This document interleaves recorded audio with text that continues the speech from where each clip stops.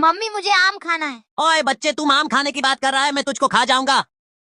अरे पुलिस जल्दी आओ, मेरे बच्चे को भूत ले गया। जल्दी बताओ भूत कहाँ है? पुलिस जी, इस आम के अंदर भूत मेरे बच्चे को ले गया। अभी मैं इस आम के अंदर देखता हूँ। अरे बाप रे, इसमें तो सांप है। चलो इस तरबूज के अंदर देखता हूँ। अरे बाप रे, इसमें तो टाइगर है। चलो इस एप्पल के अंदर देखता हूँ।